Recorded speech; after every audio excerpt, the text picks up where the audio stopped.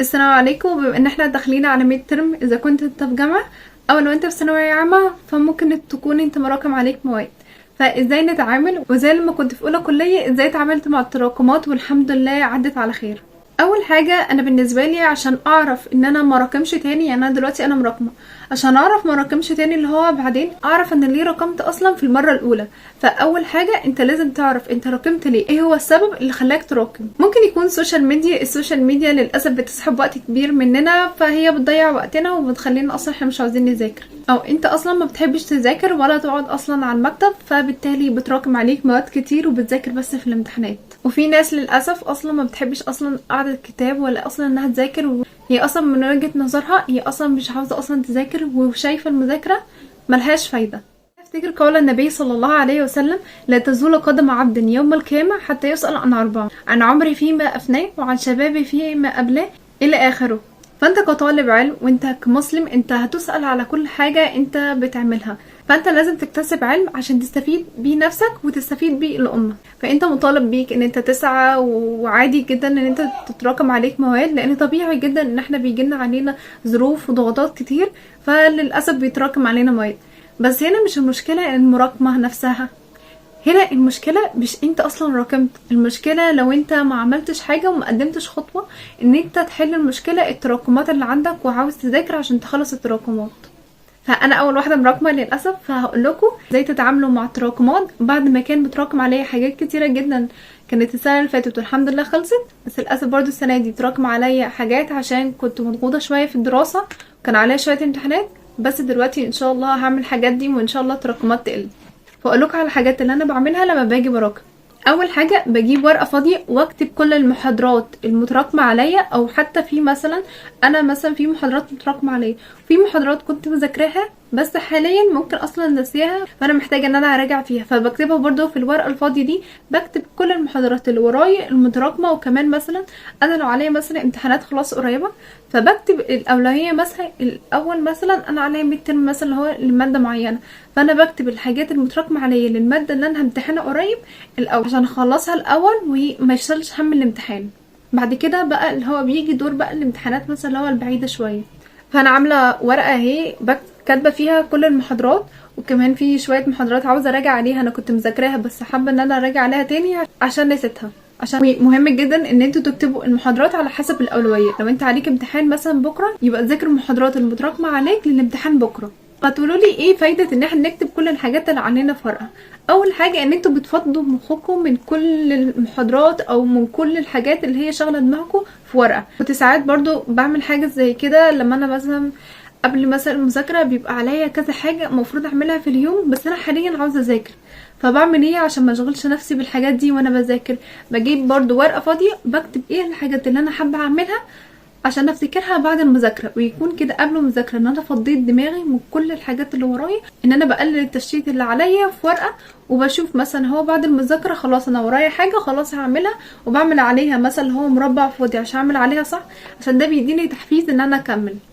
طب هتقولي ان انا حاليا انت داخلين على الميد ترم، او مثلا انت في ثانويه عامه بتاخد جديد مع اللي هو المتراكم عليك، فانت هتعمل ايه؟ هتذاكر الجديد ولا هتذاكر المتراكم عليك؟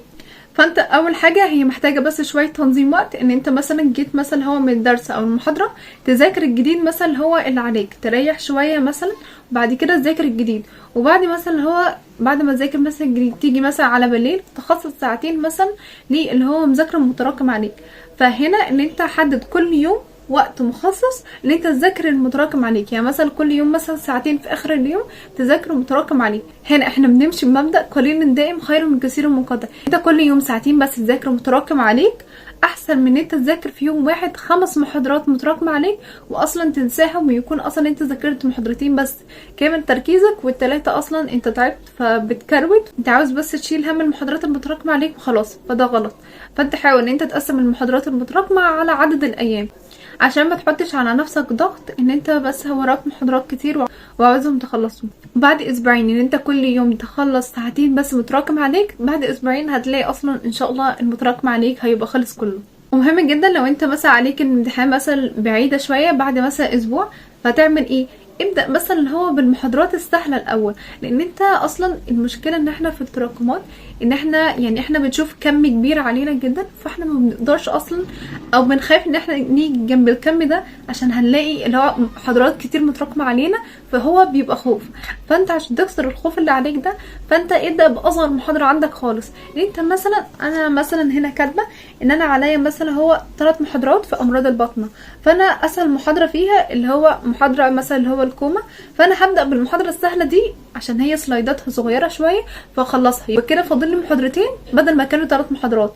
فانت هنا انت المهم ان انت بتقلل الضغط اللي عليك على قد ما تقدر، وانت مثلا حاسس مثلا هو تركيزك النهارده اللي هو عالي وفايق ومودك كويس جدا، ابدا من المحاضرات الصعبه شويه عشان ايه تخلص اللي عليك. تيجي بقى دور المحاضرات اللي هو الصعبه.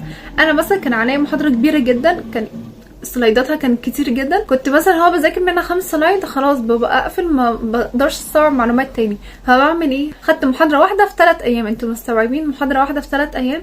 بس بعد كده عملت ايه؟ ان انا كل يوم خدت مثلا 7 سلايدات منها ولا حاجه، وبفهم كل نقطه فيها احسن 100 مره ان انا كنت خدت المحاضره الواحده في يوم واحد واستوعب بس نص المحاضره والنص التاني اكروته عشان اخلص بس من المحاضره. نيجي بقى للجانب النفسي، ان احنا مهم جدا ان احنا نحفز نفسنا ان احنا نقدر ونخلص اللي ورانا كلنا باذن الله بمعيه ربنا سبحانه وتعالى. فانت امني كل تفكيرك بحاجات ايجابيه ان انت تقدر تخلص، طالما انت قعدت بس على المكتب وتبدا تذاكر يبقى ان شاء الله تخلص اللي وراك. لكن ما تفضلش تبص للجانب السلبي ان انت وراك محاضرات كتير جدا، فانت محتاج مجهود كبير قوي ومش هتقدر تخلصهم، واللي هو افكار سلبيه كتير. بصي دايما الجانب الايجابي ان انت لما تخلص المحاضرات كافئ نفسك بحاجه انت بتحبها.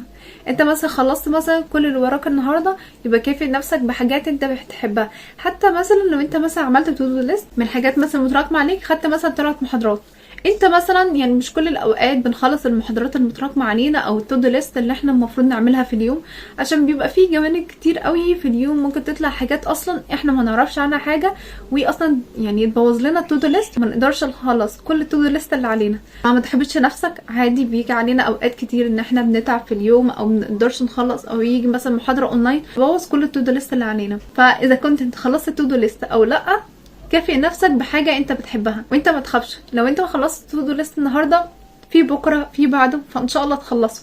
وبس كده، دي الحاجات اللي انا بعملها لما بحس ان انا بتراكم عليا حاجات او بحس بضغط كبير جدا عليا في اذا كان في الكليه او الدراسه. لو عملتوها فادتكم قولوا لي في الكومنت، وبرده لو انتوا بتتفرجوا وانتوا مثلا في التراكمات بتعملوا حاجات بتفيدكم، تقدروا تكتبوا الكومنت عشان كلنا نستفاد.